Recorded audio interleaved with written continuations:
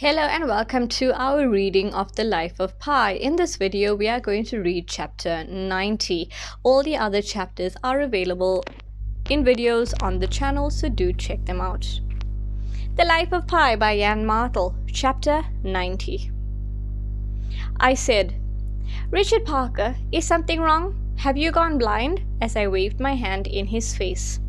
For a day or two he had been rubbing his eyes and meowing disconsolately, but I thought nothing of it. Aches and pains were the only part of our diet that was abundant.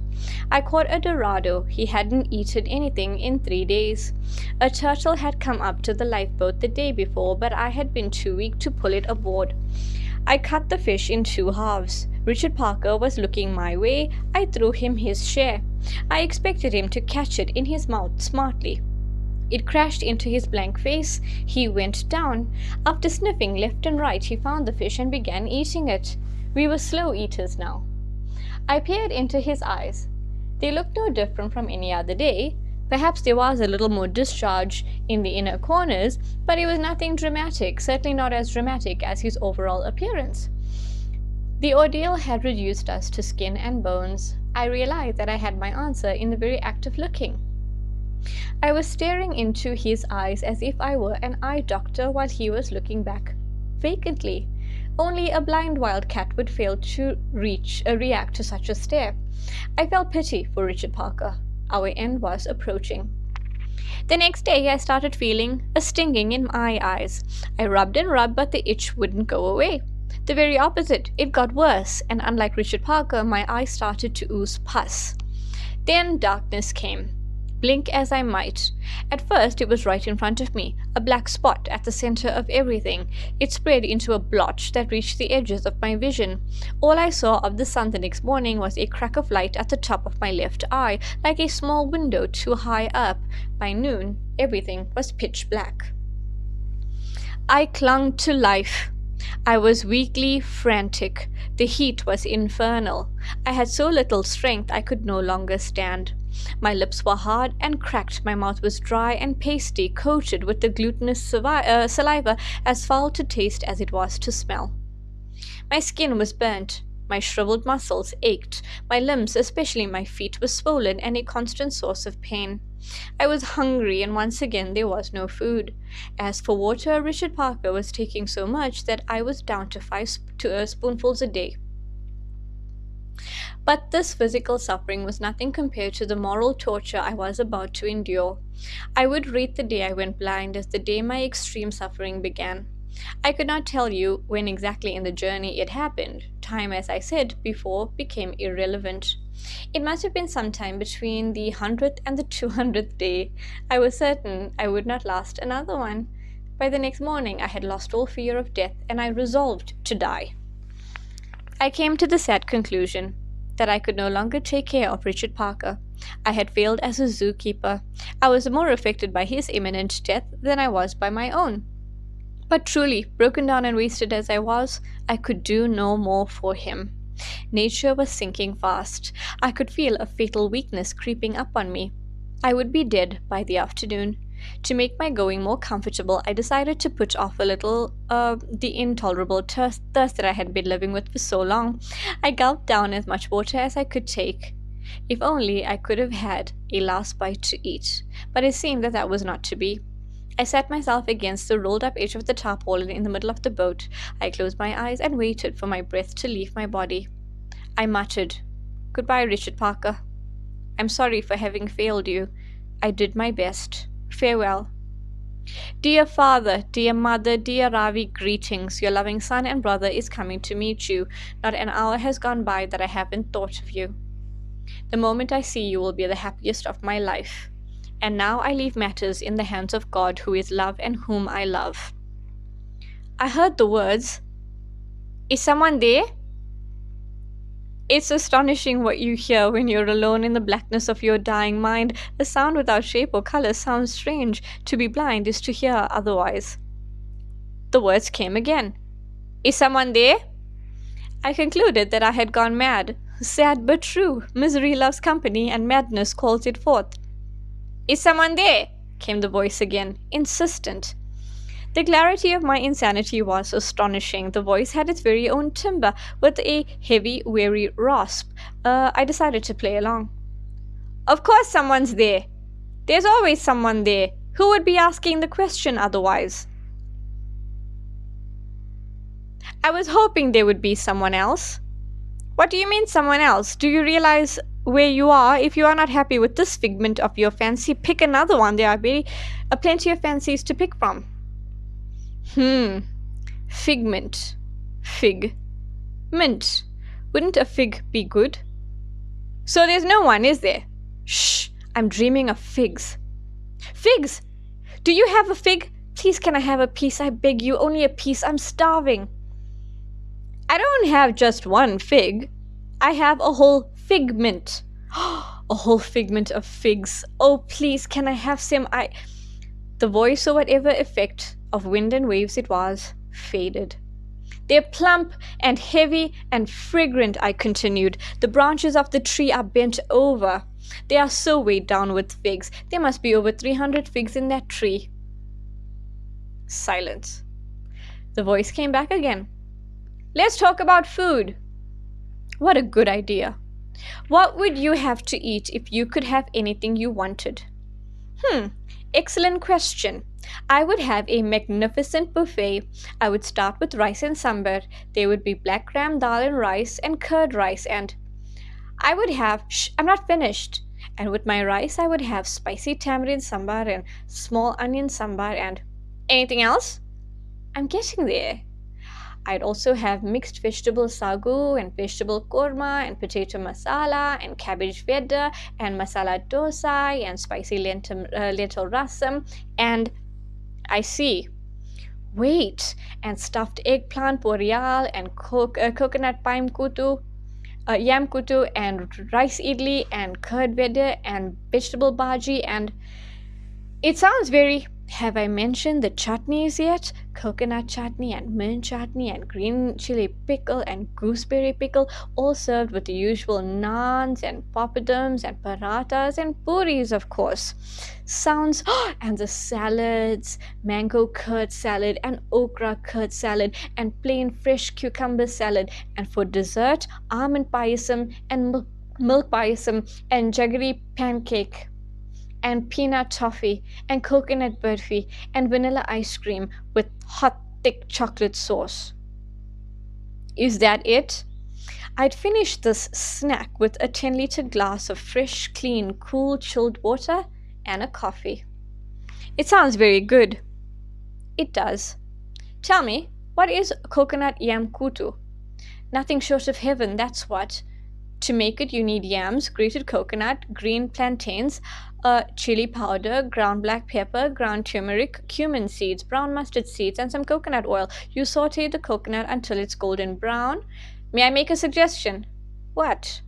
Instead of coconut yam kutu, why not boiled beef tongue with mustard sauce? That sounds non-veg. It is. And then tripe. Tripe? You've eaten the poor animal's tongue and now you want to eat its stomach? Yes, I dream of tripes a la mode. Den cane, warm with sweetbread. Sweetbread. That sounds better. What is sweetbread? Sweetbread is made from the pancreas of a calf. The pancreas? Braised, and with the mushroom sauce, it's simply delicious. Where were these disgusting sacrilegious recipes coming from? Was I so far gone that I was contemplating setting up a cow and her young? What horrible crosswind was I caught in? Had the lifeboat drifted back into that floating trash? What will be the next affront? Calf's brains in a brown butter sauce? Back to the head, are we? Brain souffle. I'm feeling sick. Is there anything you won't eat? Oh, what I would give for oxtail soup. For roast suckling pig stuffed with rice, sausages, apricots, and raisins, for veal kidney in a butter, mustard, and parsley sauce, for a marinated rabbit stewed in red wine, for chicken liver sausages, for pork and liver pate with veal, for frogs. Ah, give me frogs, give me frogs. I'm barely holding on. The voice faded. I was trembling with nausea. Madness in the mind is one thing, but it was not fair that it should go to the stomach. Understanding suddenly dawned on me. Would you eat bleeding raw beef? I asked. Of course, I love tartar steak. Would you eat the congealed blood of a dead pig? Every day with apple sauce. Would you eat anything from an animal, the last remains? Scrapple and sausage, I'll have a heaping plate. How about a carrot? Would you eat a plain raw carrot? There was no answer. Did you not hear me? Would you eat a carrot? I heard you. To be honest, if I had the choice, I wouldn't. I don't have much of a stomach for that kind of food. I find it quite distasteful. I laughed. I knew it. I wasn't hearing voices. I hadn't gone mad. It was Richard Parker who was speaking to me, the carnivorous rascal. All this time together, and he had chosen an hour before we were to die to pipe up. I was elated to be on speaking terms with the tiger, but immediately I was filled with a vulgar curiosity, the sort that movie stars suffer from at the hands of their fans. I'm curious. Tell me, have you ever killed a man? I doubted it. Man-eaters among animals are as rare as murderers among men, and Richard Parker was caught while still a cub. But who's to say that his mother, before she was nabbed by Thirsty, hadn't caught a human being? What a question, said Richard Parker. Seems reasonable. It does? Yes. Why? You have a reputation that you have. I do? Of course. Are you blind to that fact? I am. Well, let me make clear what you evidently cannot see. You have that reputation, so have you ever killed a man? Silence. Well, answer me. Yes. Oh, it sends shivers down my spine. How many? 2. You've killed 2 men? No, a man and a woman. At the same time? No, the man first, the woman second. You monster! I bet you thought it was great fun. You must have found their cries and their struggles quite entertaining. Not really. Were they good? Were they good? Yes, don't be so obtuse. Did they taste good? No, they didn't taste good. I thought so. I've heard it's an acquired taste in animals, so why did you kill them? Need? The need of a monster. Any regrets? It was them or me. That is need expressed in all its amoral simplicity. But any regrets now? It was the doing of a moment. It was circumstance. Instinct. It's called instinct. Still, answer the question. Any regrets now? I don't think about it. The very definition of an animal. That's all you are. And what are you? A human being, I'll have you know. What boastful pride. It's the plain truth. So you would throw the first stone, would you? Have you ever had uttapam? No, I haven't, but tell me about it. What is uttapam? It sounds so good. Oh, it is so good. Sounds delicious. Tell me more.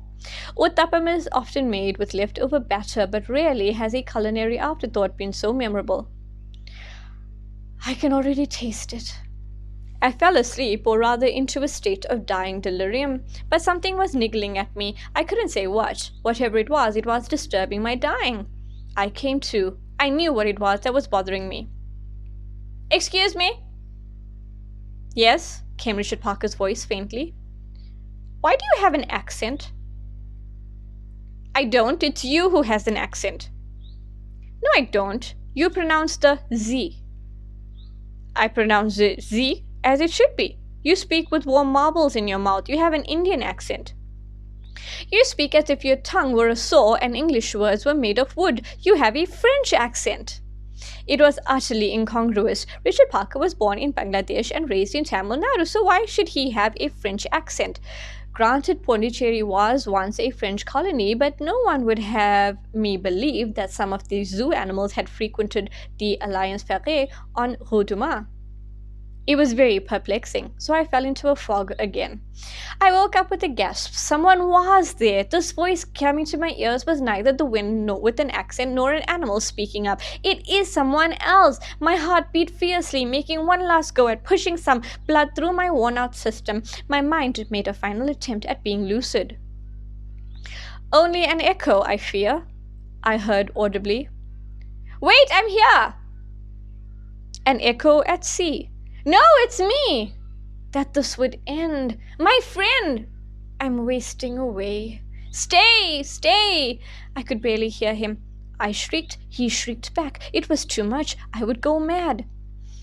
I had an idea. My name, I roared to the elements with my last breath, is Piscine Molitor Patel. How could an echo create a name? Do you hear me? I am Piscine Molitor Patel, known to all as Pai Patel. What? Is someone there? Yes, someone is here. What? Can it be true? Please, do you have any food? Anything at all? I have no food left. I haven't eaten anything in days. I must have something. I'll be grateful for whatever you can spare. I beg you. But I have no food either, I answered dismayed. I haven't eaten anything in days myself. I was hoping you would have food. Do you have water? My supplies are very low. No, I don't. You have no food at all? Nothing? No, nothing. There was a silence. A heavy silence. Where are you? I'm here. But where is that? I can't see you. Why can't you see me? I've gone blind. What? I've gone blind. My eyes see nothing but darkness. I blink for nothing. These last 2 days, if my skin can be trusted to measure time, it can only tell me if it's day or night. I heard a terrible wail. What? What is it, my friend? He kept wailing. Please answer me. What is it? I'm blind and we have no food and water, but we have each other. That is something precious. So what is it, my dear brother? I too am blind. What? I too blink for nothing, as you say. He wailed again. I was struck dumb. I had met another blind man on another lifeboat in the Pacific. But how could you be blind? Probably for the same reason you are. The result of poor hygiene on a starving body at the end of its tether. We both broke down. He wailed and I sobbed. It was too much. Truly, it was too much. I have a story, I said after a while. A story? Yes. Of what use is a story? I'm hungry. It's a story about food. Words have no calories. Seek food where food is to be found. That's an idea. Silence. A famishing silence. Where are you? Here. And you? Here. I heard a splashing sound as an oar dipped into water. I reached for one of the oars I had salvaged from the wrecked raft. It was so heavy. I felt with my hands and found the closest oarlock. I dropped the oar in it. I pulled on the handle. I had no strength, but I rowed as best as I could. Oh, let's hear your story, he said, panting. Once upon a time there was a banana and it grew. It grew until it was large, firm, yellow and fragrant. Then it fell to the ground and someone came upon it and ate it. He stopped rowing. What a beautiful story. Thank you. I have tears in my eyes. I have another element. What is it? The banana fell to the ground and someone came upon it and ate it, and afterward that person felt better. It takes my breath away, he exclaimed. Thank you. A pause. But you don't have any bananas? No. An orangutan distracted me. A what? It's a long story. Any toothpaste? No. Delicious on fish. Any cigarettes? I ate them already. You ate them? I still have the filters. You can have them if you like. The filters? What would I do with cigarette filters without the tobacco? How would you eat cigarettes? What should I have done with them? I don't smoke. You should have kept them for trading. Trading? With whom? With me, my brother. When I ate them, I was alone in a lifeboat in the middle of the Pacific. So the chance of meeting someone in the middle of the Pacific with whom to trade my cigarettes did not strike me as an obvious prospect. You have to plan ahead, you stupid boy. Now you have nothing to trade. But even if I had something to trade, what would I trade it for? What do you have that I would want? I have a boot. A boot? Yes, a fine leather boot. What would I do with the leather boot in a lifeboat in the middle of the Pacific? Do you think I go for hikes in my spare time? You could eat it. Eat a boot? What an idea! You eat cigarettes, why not a boot? The idea is disgusting. Whose boot, by the way? How should I know? You're suggesting I eat a complete stranger's boot? What difference does it make? I'm flabbergasted. A boot. Putting aside the fact that I'm a Hindu and we Hindus consider cows sacred, eating a leather boot conjures into my mind eating all the filth at the foot that a foot might exude, in addition to all the filth it might step into while shod. So no boot for you? Let's see it first. No. What do you mean? Do you expect me to trade something with you sight unseen? We're both blind, may I remind you? Describe the boot to me then. What kind of pitiful salesman are you? No wonder you're starving for customers. That's right, I am. Well, the boot? It's a leather boot. What kind of leather boot? The regular kind, which means a boot with a shoelace and eyelets and a tongue with an inner sole, the regular kind. What color? Black. In what condition? Worn. The leather soft and supple, lovely to the touch. And the smell? Of warm, fragrant leather. I must admit, it sounds tempting. You can forget about it. Why? Silence. Will you not answer, my brother? There's no boot. No boot? No. That makes me sad. I ate it. You ate the boot? Yes. Was it good? No. Were the cigarettes good? No, I couldn't finish them. I couldn't finish the boot. Once upon a time there was a banana and it grew. It grew until it was large, firm, yellow and fragrant. Then it fell to the ground and someone came upon it and ate it. And afterward the person felt better. I'm sorry. I'm sorry for all I've said and done. I'm a worthless person, he burst out. What do you mean? You are the most precious, wonderful person on earth. Come, my brother, let us be together and feast on each other's company. Yes! The Pacific is no place for rowers, especially when they are weak and blind, when their lifeboats are large and unwieldy, and when the wind is not cooperating. He was close by, he was far away, he was to my left, he was to my right, he was ahead of me, he was behind me, but at last we managed it. Our boats touched, and we with a bump even sweeter sounding than a turtle's. He threw me a rope and I tethered his boat to mine. I opened my arms to embrace him and to be embraced by him. My eyes were brimming with tears and I was smiling. He was directly in front of me, a presence glowing through my blindness. My sweet brother, I whispered. I am here, he replied. I heard a faint growl. Brother, there's something I forgot to mention. He landed upon me heavily. We fell half onto the tarpaul and half onto the middle bench. His hands reached for my throat. Brother, I gasped through his over-eager embrace. My heart is with you, but I must urgently suggest we repair to another part of my humble ship. You're damn right your heart is with me, he said, and your liver and your flesh. I could feel him moving off the tarpaul and onto the middle bench and fatally bringing a foot down to the floor of the boat. No, no, my brother, don't, we're not... I tried to hold him back. Alas, it was too late. Before I could say the word alone, I was alone, again. I heard the merest clicking of claws against the bottom of the boat, no more than the sound of a pair of spectacles falling to the floor, and the next moment my dear brother shrieked in my face like I've never heard a man shriek before. He let go of me. This was the terrible cost of Richard Parker. He gave me a life, my own, but at the expense of taking one. He ripped the flesh off the man's frame and cracked his bones. The smell of blood filled my nose. Something in me died then that has never come back to life. Okay, that's the conclusion of chapter 90. Stay tuned for chapter 91.